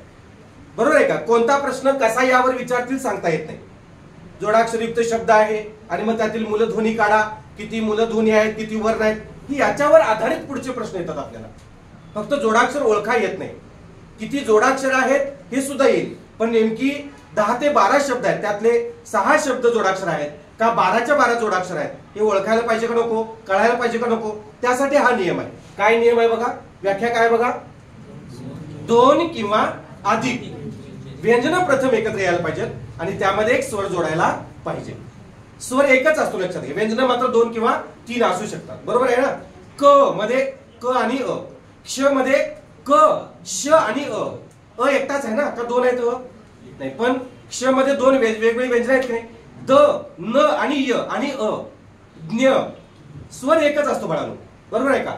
व्यंजन मात्र 2 असू शकतात, 3 असू शकतात एखाद्या शब्दामध्ये. समजलं? आता जोडाक्षरे किंवा संयुक्ताक्षरे आता आपण बघूया. आता हे जे शब्द मी दिलेले आहेत या शब्दांमध्ये असं एखादं अक्षर जोडाक्षर असू शकते बाळांनो. शब्द नव्हे, जोड शब्द वेगळं आणि जोडाक्षर वेगळं. काय म्हणतोय बघा मी, जोड शब्द वेगळं आणि जोडाक्षर वेगळं. जोड शब्द म्हणजे काय रे? जोड शब्द म्हणजे काय? दोन शब्द एकत्र. ए आघळ पगळ बसा रे, आघळ पगळ. हा व्हिडिओ सुद्धा आहे, मी तुम्हाला याला टाकलेला आहे बघा पाठमध्ये. आघळ पगळ आपण म्हणतो ना, अंतरून पांघरून, ऐस पैस बसा म्हणतो की नाही, असं भरपूर आहे बघा. कपडा लत्ता जोडून आलेले शब्द रे म्हणतो की नाही आपण. घरदार, जा घरदार उघडं सोडून आलाच का बघा म्हणतो की नाही. कपडा लत्ता, सगळे सोयरे शब्द आहेत की नाही हे. हा, मग ह्यांना म्हणायचं जोड शब्द म्हणायचं. म्हणजे 2 शब्द चिकटून आले, एकत्र आले आणि ते घ्यावेच लागतात बघा, घ्यावेच लागतात. सगळे सोयरे, अंतरून पांघरून, बरोबर आहे ना. आघळ पगळ, ऐस पैस. नुसतं ऐस बसा म्हणतात का? कसं म्हणतात माणसं? ऐस पैस बसा, आघळ पगळ बसा, अंतरून पांघरून टाका, अंतरून पांघरून घ्या रे असं म्हणतात बघा. म्हणतात की नाही. सगळे नुसतं सगळे म्हणतात का सगळे सोयरे? सगळे सोयरे आले. येतं लक्षात? हा, म्हणजे यांना म्हणायचं काय म्हणायचं? जोड शब्द म्हणायचं. आणि जोड अक्षर वेगळं. म्हणजे त्या शब्दामध्ये असं एखादं काय असणार आहे? जोड अक्षर असणार आहे. अक्षर किती असतात? एकच असणार. शब्द म्हणले की 2 वेगवेगळे 2 शब्द येतात. बरोबर, भरपूर जोड शब्द आहेत, तुम्हालाही माहिती आहे बघा. तर चला आपण बघूया जोडाक्षर. आता हे जे आपल्याला काही एकूण मी 16 जोडाक्षर दिलेले आहेत बघा. इथं पुढे आहेत 9, 10. संत, क्लुप्ती, श्लेष, शरद, श्रुती, न्याय, अभिष्ट आहे का. हे सगळे शब्द बघा 16. आता या 16च्या 16 शब्दांमध्ये आपण चेक करायचं आहे यातले किती जोडाक्षर आहेत आणि किती संयुक्ताक्षर आहेत. तुम्ही सगळे लिहिले? सगळे लिहिले का? नाही लिहिले? खालचे लिहा बघू. हा, हे लिहा. 9 हृदय आहे. एका खाली एक लिहा. इकडे जागा लिहायची, सोडायला जागा पाहिजे. इथं सोडा जागा इकडं लिहायला. हृदय 10 नंबरला बघा. संत लिहा पटपट. संत 11 नंबरला क्लुप्ती आहे. 12 नंबरला श्लेष आहे. 13 नंबरला शरद आहे. 14 नंबरला श्रुती आहे. 15 नंबरला न्याय आणि 16 नंबरला अभिष्ट. एका खाली एक घ्यायचं आहे. मागे पुढे घेऊ नका. वहीच्या पुढे जागा पाहिजे. मी आधीच सांगितले तुम्हाला, ऐकत नाही तुम्ही. सलग 16 ओळी आलं पाहिजे. ते झालं का? झालं? घेऊ माग. हा, आता तुम्ही वहीमध्ये जे घेतलेलं आहे 16 शब्द घेतलेले आहेत. त्या 16 शब्दांपैकी 1 मिनिट विचार करून मला सांगा त्यामध्ये किती जोडाक्षर असू शकतात. किती शब्द? 10 आहेत का बघा, 12 आहेत का बघा, 11 येतात का बघा, त्या 16च्या 16 जोडाक्षर आहेत का बघा. किती वाटतात तुम्हाला? तुमच्या वहीमध्ये जे 16 तुम्ही लिहून घेतलेले आहेत 16च्या 16 13 आहेत. ठीक आहे, त्याला 13 वाटतात बघा. आणि कुणाला वाटतात वेगळं? 16 कुणाला वाटतात रे? 16 कुणाला वाटतात सांगा. तुला किती वाटतात?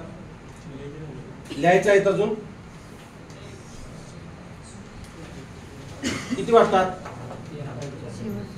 13वरच बसलाय. ठीक आहे, तुम्हाला किती वाटतात? कुठं राहिले बाळा? ली पटकन ली.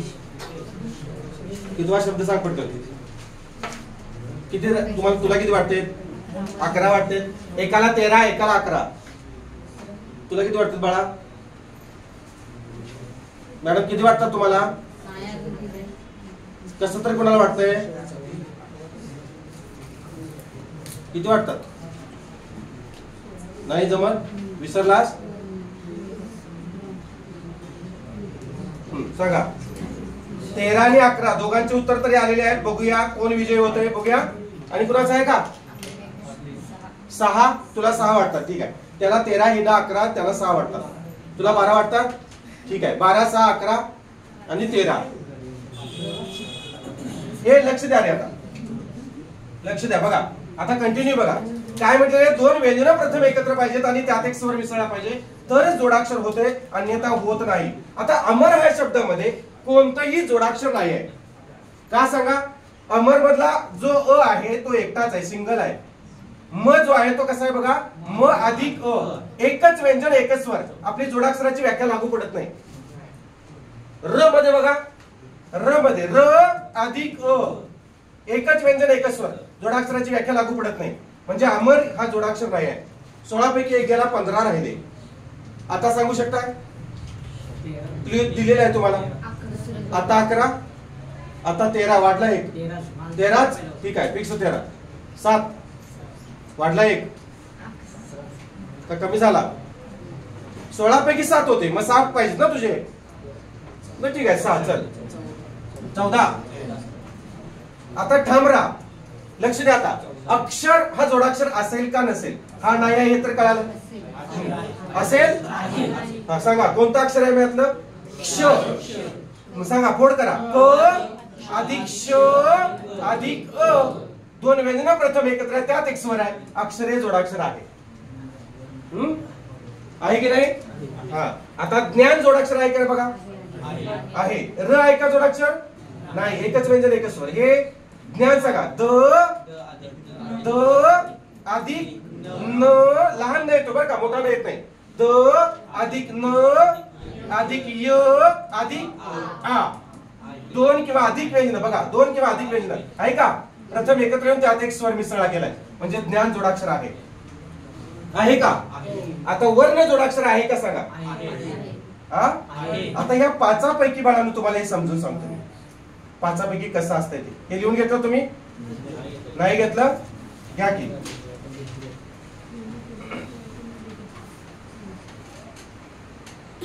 हळूहळू तुम्हाला ते समजत येणार आहे समजून येणार आहे बघा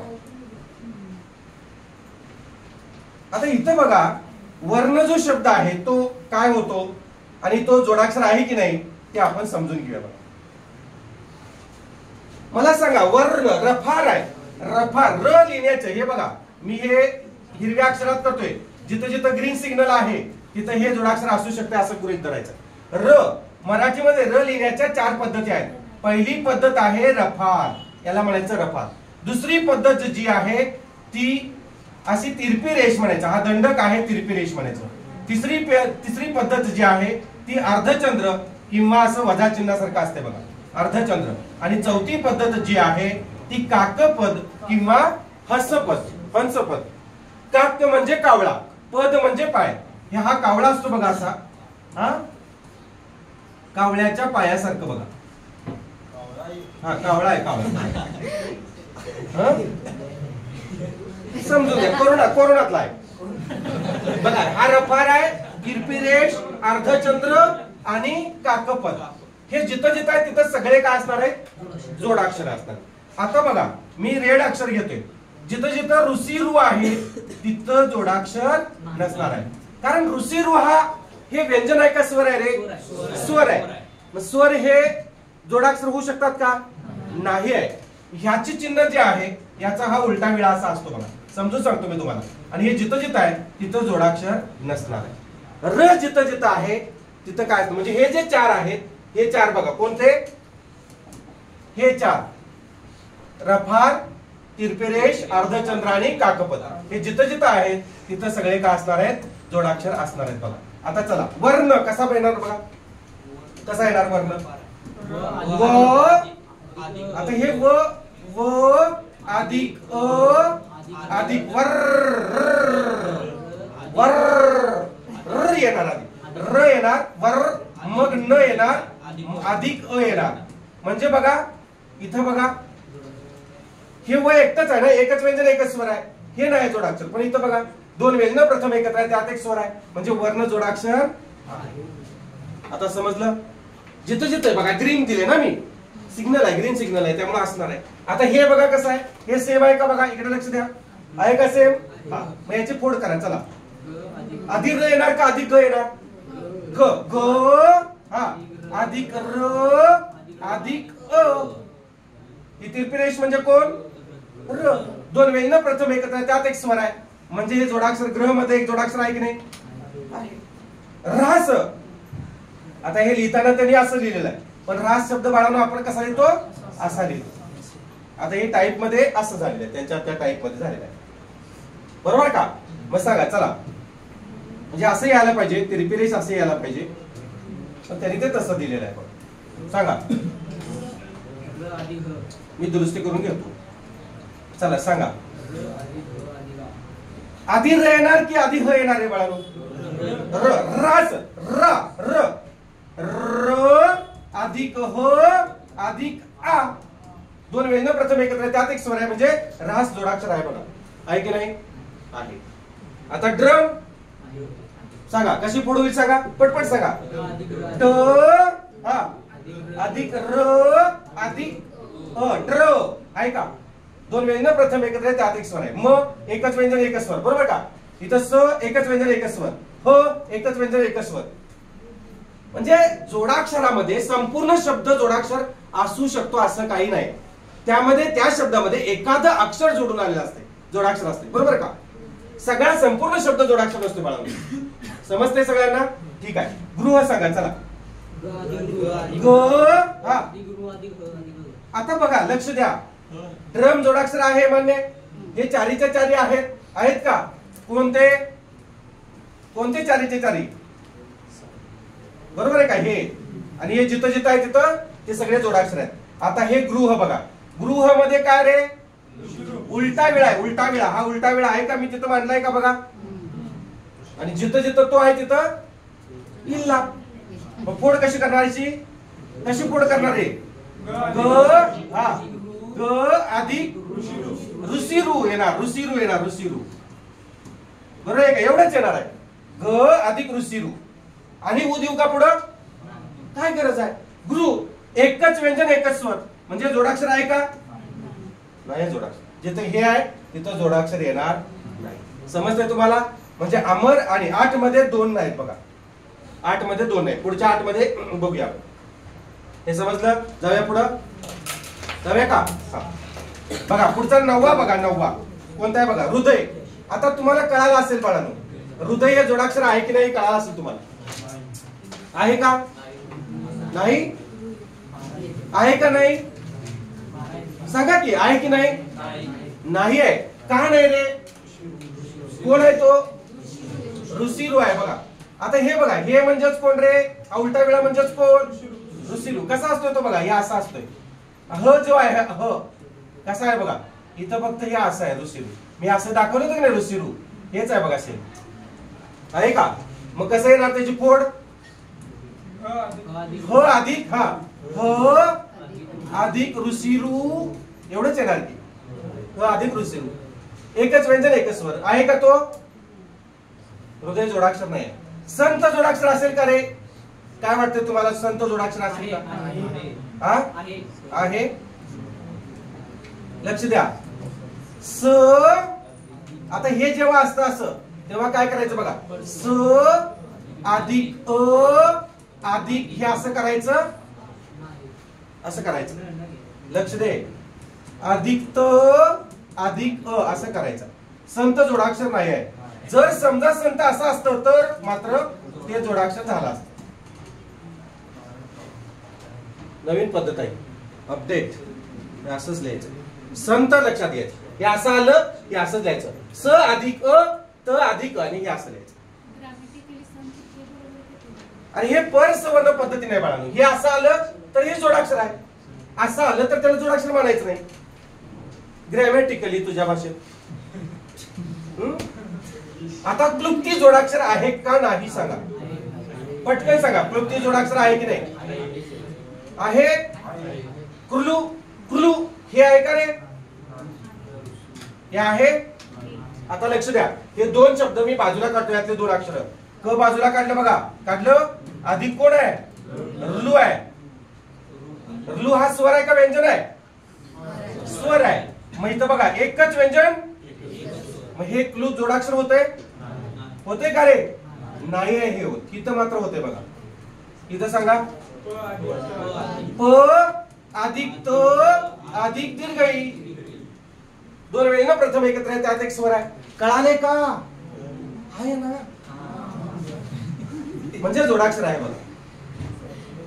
मगाची दोन, ही दोन, चार नाही. 16 पैकी 4 गेले, राहिले 12. 13 वाले संपले. आता श्लेष. श्लेष हा शुद्ध भाषेत लिहितो मी, शुद्ध लिहितो बघा. इथं नवीन पद्धतीने हे असं लिहायचं आहे श्लेष.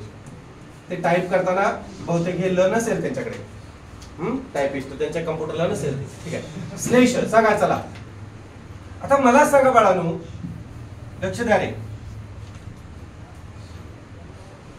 हे जोडाक्षर असेल का नाही रे? काय म्हणायचं तुम्हाला? श हे म्हणजे कोण? श बघा, श हे राहू दे, आधी हे लक्ष समजून घ्या. श अधिक ल अधिक एड का ए, स्ले है ना. बघा की हे म्हणजे कोण? एक मात्रा. एड काय शिकवले तुम्हाला मी? ए आय ओ त्यांची मात्रा शिकवलेली आहे. बरं, श अधिक ल अधिक ए, दोन वेळी ना प्रथम एकत्र, त्यात एक स्वर आहे, म्हणजे श्लेष जोडाक्षर आहे की नाही रे? आहे का नाही? आणि दिसतंय सुद्धा. आता शरद सांगा, जोडाक्षर आहे का नाही? नाही. का नाही? आहे की जोडाक्षर? हा आहे ना. मग सांगा, आहे तर सांगा. मी नाही म्हटलं की ना आहे, आहे म्हटलं की नाही.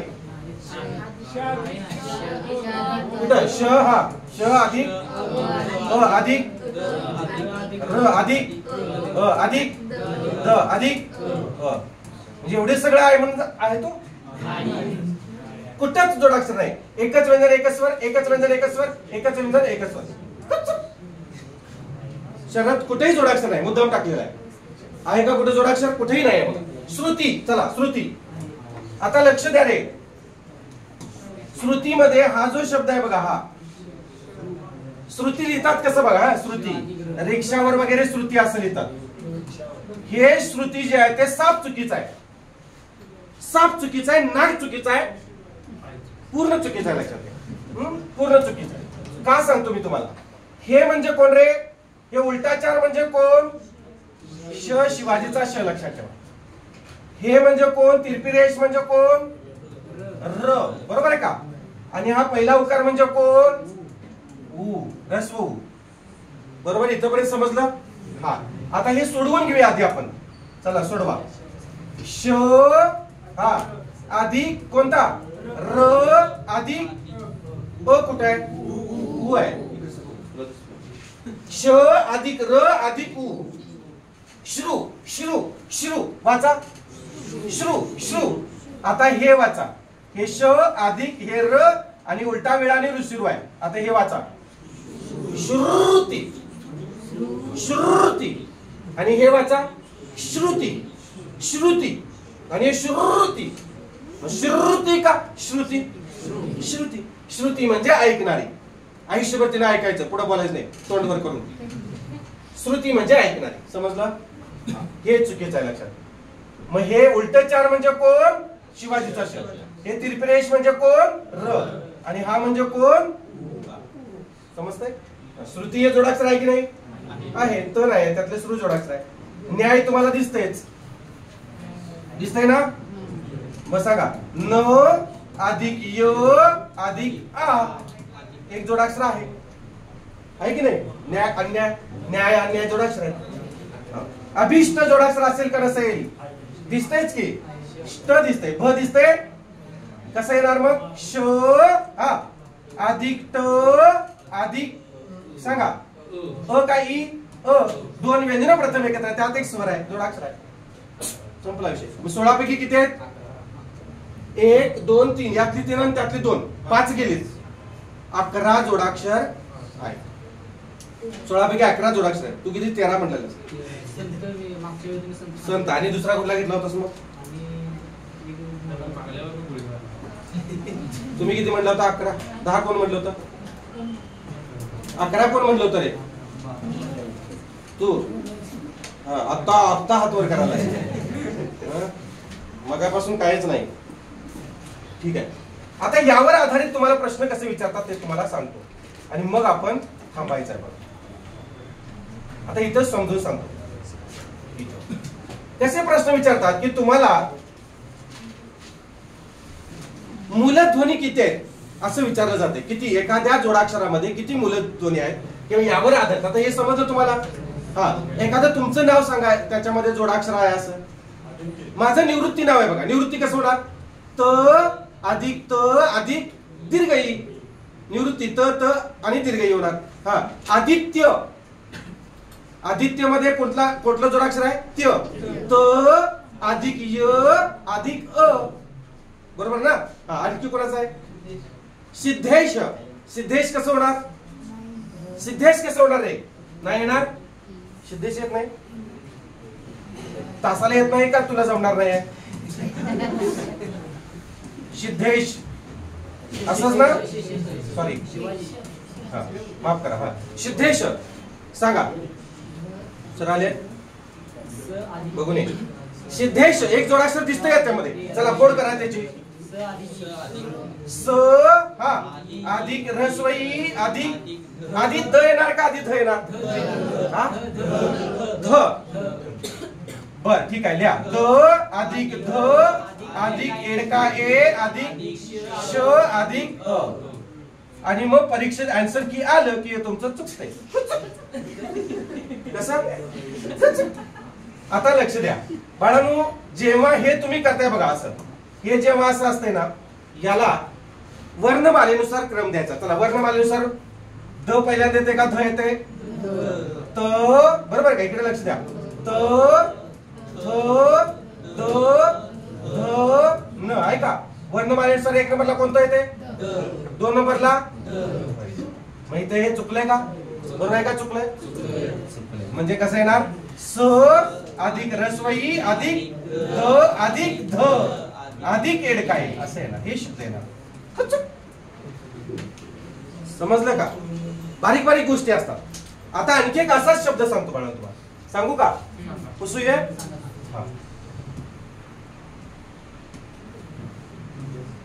द्वंद्व. आता आधी व घेणार का आधी द घेणार हे सांगायचं तुम्ही. काय घेणार? द घेणार का व घेणार?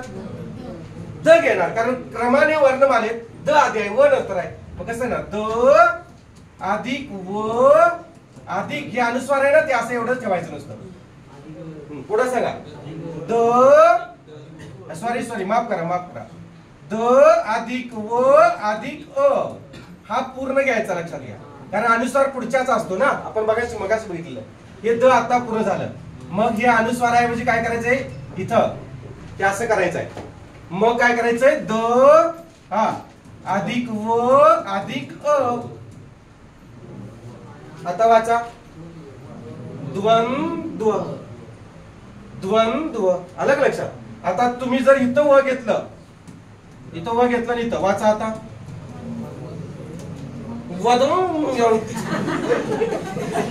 लक्षात येतंय का तुमच्या?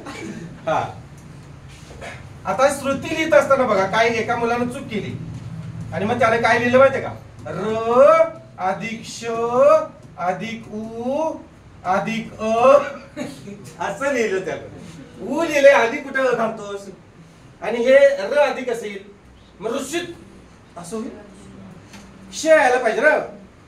बघा ना लक्ष द्या. क्रमाने बघा. क्रमाने य र ल व श श स. बरोबर आहे का? मग तो काय म्हणे? य र ल व आधी आहे. मान्य आहे का? लक्ष द्या. य र ल व मग श श स आहे. मग तुम्हीच सांगितलं की सर आधी अनुक्रमणिकानुसार काय घ्यायचं आहे? आधी र घ्यायचा आहे. म्हणून त्यानं श्रुतीमध्ये काय केलं? आधी र घेतलं मग शिवाजीचा श घेतला. हे उलट 4 म्हणजे शिवाजीचा श. बरोबर आहे. त्याचं मान्य आहे. हे त्यानं घेतलं आणि मग त्यानं असं ठेवलं. तुम्ही सांगितलं पहिल्यांदा वर्णमालेत. जेव्हा जोडाक्षर असेल तेव्हा हो, ते द्वंद्व असेल सिद्धेश असेल तेव्हा मात्र करायचं. आता इथे श्रुती उच्चार कोणता होते आधी रे? शराचा होते. रचा होते का? नाही. आणि रफाराच्या माध्यमातून तिरप्या रेषेच्या माध्यमातून 4 ध्वनिचिन्हाच्या मार्फत जातो ना तो. येते का लक्षात? आणि मग त्याच्या उच्चार स्थानानुसार ते करायचं. आलं लक्षात? आता तुम्हाला प्रश्न यावर काय विचारतात बघा. राष्ट्र या शब्दामध्ये किती मूलध्वनी आहेत असा प्रश्न येतो बाळांनो. किती मूलध्वनी? आता मूलध्वनी म्हणजेच काय रे? मूलध्वनी म्हणजेच वर्ण. लक्षात घ्या. काही वेळेला मग राज्यसेवेला किंवा पुढच्या परीक्षेला पुढे प्रश्न येतो, स्वन विचारतात. स्वन किती स्वन आहेत असं विचारतात. स्वन म्हणजेच वर्ण, स्वन म्हणजेच मूलध्वनी. राष्ट्र या शब्दामध्ये किती मूलध्वनी आहेत? चला 6. कोणकोणत्या? र अधिक आ अधिक श अधिक ट अधिक र अधिक अ. किती आहेत बघा? 4 आणि 2 6. मान्य आहे मला. 6 मूलध्वनी. मूलध्वनी म्हणजे सगळं मोजायचं. आता तुम्हाला परत माझा प्रश्न आहे, परत परीक्षेला प्रश्न विचारू शकतात की राष्ट्र या शब्दामध्ये किती व्यंजन आहेत? चला सांगा, व्यंजन किती आहेत? 4 का 3 आहेत? 3 कुणाला वाटतात? हात वर करा. 4 कुणाला वाटतात? सगळ्यांना वाटतात. मान्य आहे मला. 1 2 3 आणि 4. आता एका मुलानं 3 व्यंजन लिहून आणा. मला म्हटलं सर माझं कसं काय चुकलं? मी म्हटलं का चुकलं? काय चुकलंय?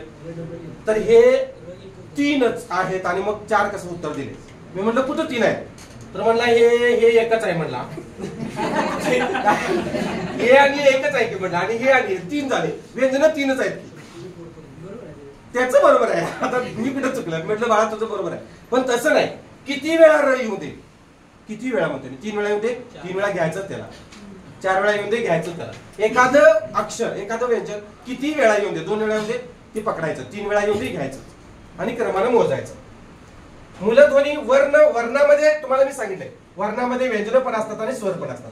मूलध्वनी म्हणजे सगळेच प्रॉपर फाउंडर. स्वर म्हणजे सगळे आवाज. स्वर म्हणजे नुसतं व्यंजनच ऐकू येतात का तुम्हाला याच्यात? नाही. आणि व्यंजन म्हटलं की फक्त व्यंजन, व्यंजनामध्ये स्वर येतात का? नाही. हे लक्षात ठेवा. स्वन म्हणजे आवाज. सगळं आवाज काय काय येतोय? राष्ट्र. अ पण येतोय, आ पण येतोय. आवाज बरोबर आहे का? आणि व्यंजनामध्ये स्वर येतात का? व्यंजनामध्ये नाही. हे बघा अधूर आहे ना. मग व्यंजन विचारले का स्वर विचारले यावरून तुमचं उत्तर ठरते. बघा समजलं? पुढचा शब्द देऊ तुम्हाला परीक्षेला आलेला. सौराष्ट्र शब्द तुम्ही तयार करा. चला सौराष्ट्र शब्द किती मूलध्वनी आहेत, किती व्यंजन आहेत पटकन सांगा. 2 मिनिटात आता आपलं संपतंय, प्रकरण संपतंय. मग आपण त्याच्यावरचे प्रश्न घ्यायचे. 8 आहेत मूलध्वनी. व्यंजन किती आहेत? 3 व्यंजन आहेत फक्त. ठीक आहे. 8 आणि 3 याचं उत्तर आहे रे. 8 मूलध्वनी 3 व्यंजन आहेत. मला वाटतं तुझं काय तर चुकतंय किंवा तुला हे समजत नाही आहे. तू अमेझॉन नदीत पोहायला गेलास असं मला वाटतंय. चला स अधिक औषध सौ औषधवाला अधिक र अधिक आ अधिक श अधिक ट अधिक र अधिक. मोजा आता. 1 2 2 3 4 5 6 7 8 8 काय आहेत बघा? मूलध्वनी 8 आहेत. मान्य आहे. मूलध्वनी 8 आहेत. आता व्यंजन मोजा. चला व्यंजन किती आहेत? 5. आता का 5 म्हटलास? 1 2 3 4 5. तू किती सांगितलेस? सूर सांगितले मला वाटते. 8 5 एक उत्तर येते बघा. 8 मूलध्वनी आहेत, व्यंजन 5 आहेत. मगाशी किती होती? 6 मूलध्वनी होत्या, 4 व्यंजन होती. त्यात एक वाढतंय हो फक्त स. एवढं साधं सोपं आहे. एवढं कळायला पाहिजे तुम्हाला. राष्ट्रामध्ये आधी 6 होते, स आणि औषध 8. तोंडी उत्तर येते. तोंडी. आता याच पद्धतीचा परत परीक्षेला आलेला प्रश्न देऊ का? हे सगळं पुसतो आता. मान्य? हा चला आता बघा. धृतराष्ट्र 2015 साली तलाठी भरती रत्नागिरीला प्रश्न विचारलेला आहे. राष्ट्रामध्ये 6 आहेत. पुढचं खूप करून टाका. उत्तर सांगा. चला 10. संपला की विषय. 10 मूलध्वनी आहेत. चेक करू शकता तुम्ही. आणि व्यंजन किती आहेत रे? किती आहेत? 6 6 1 2 3 4 प्रत्येकाच्यात एक एक मूल्य हे आहे, स्वर आहे. एवढं सोपं आहे. आता सोडवून घेऊया आपण. चला सोडूया का रे? चला. ध अधिक हे कोण रे? ऋषीरू. उलटा वेळा म्हणजे ऋषीरू. चला अधिक त अधिक अ अधिक हे राष्ट्रामध्ये किती होते? 6 होते ना मूलध्वनी. बरोबर आहे का? काय सोडवू देऊ इथं पुढं? द्या की. र अधिक आ अधिक श अधिक ट. तुझाच आवाज येत नाही. द्या की म्हणतोस. सांग पटपट. ट अधिक र अधिक ह. आता मोज. 1 2 3 4 5 6 7 8 9 10 आहेत का? 10 मूलध्वनी. व्यंजन मोज. 1 2 3 4 5 6 आहेत का? 6. हे व्यंजन आहे. हे व्यंजन आहे का? इकडे लक्ष दे बाळा. इकडे लक्ष दे. शिकवत असताना इकडे तिकडे बघायचं नाही. घोड्याला ती हे लावतात का नाही? असं बघताय का? लक्ष्मी पुढे गेलं इकडे बघताय का ते? तसं इकडे फक्त लक्ष द्यायचं. कुठं बघतोस बघ. इकडे तिकडे बघितलं की पोस्ट निघत नाही. लक्षात ठेवा. सवय आहे. आता आणखी परीक्षेला प्रश्न आला होता बघा. एमपीएससी ला खूप सोपे प्रश्न असतात बाळा. तुम्हाला फार सोपे असतात. एमपीएससी ला त्याच्यापेक्षा सोपे असतात. देऊ सोपा? एमपीएससी चा प्रश्न देतो बघा. चला. एमपीएससी ला खूप सोपे सोपे प्रश्न असतात.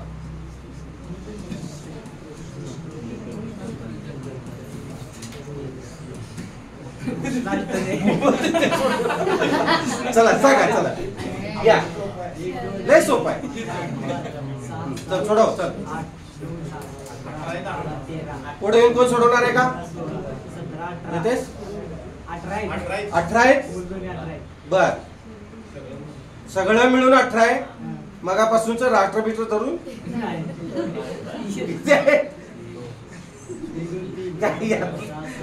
हा ठीक आहे.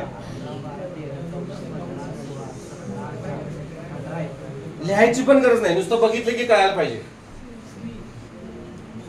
एवढा अभ्यास झाला पाहिजे तुमचा. हा 18 आहेत. मान्य आहे. मूलध्वनी 18. बरं अजून व्यंजन किती आहेत?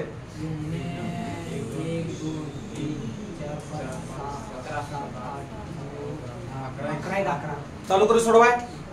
हा आता श्री मध्ये बघूया. तुम्ही किती म्हटला रे? 18 आणि 11 म्हटलात काय? ठीक आहे. बघूया तुमचं बरोबर आहे का? श्री. श्री मध्ये चला. श हा श अधिक हे कोण? हे म्हणजे श शिवाजीचा. र अधिक दीर्घ आहे. किती आहेत? 3 आहेत. मान्य आहे. क्रू मध्ये बघा. क्रू मध्ये क अधिक ऋषीरू. क अधिक ऋषीरू किती आहेत रे? 2 आहेत. श्न मध्ये बघा. श्न मध्ये किती आहेत? 3. कोण कोणते? श अधिक न अधिक अ किती आहेत? 3 आहेत. मान्य आहे. चला ज मध्ये घ्या. ज सॉरी ज मध्ये कोण कोण आहेत? ज अधिक अ किती आहेत?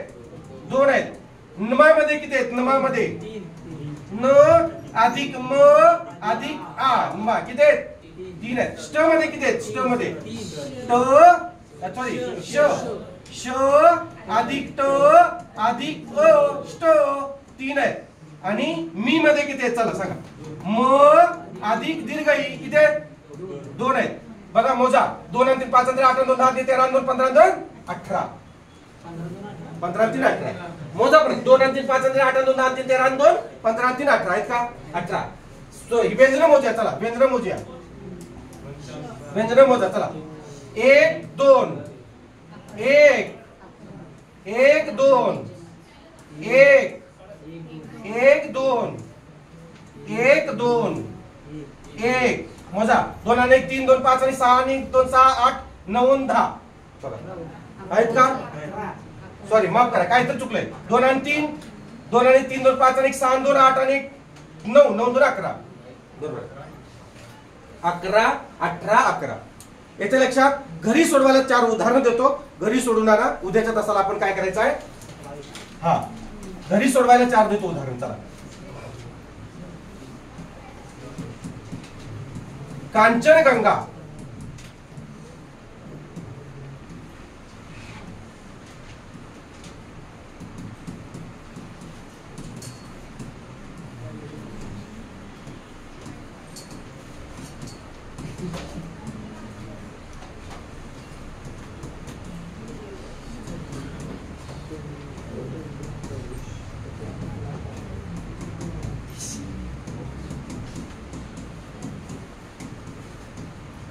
सोडवा आणि मला मेसेज करा. निरक्षर विवेक, कांचनगंगा, टुंड्रा प्रदेश, वृद्ध्यादेश, हे मी जसं सांगितलं तसं मगाशी सोडवा. अष्टपुत्र आणि निरक्षर विवेक. ठीक आहे, ही उदाहरणं तुम्ही घरी सोडवून आणायच्या. थांबूया आपण, थांबूया. काय काही शंका आहे का या उदाहरणामध्ये? काही शंका आहे का श्री? काही उदाहरण याच्यामध्ये शंका आहे का? काही शंका असेल तर सांगा पटकन. काही समजलं नाही वगैरे? इथं तुमचं वर्णमाला नावाचं प्रकरण संपतंय आणि मग स्वाध्याय प्रश्न सुरू.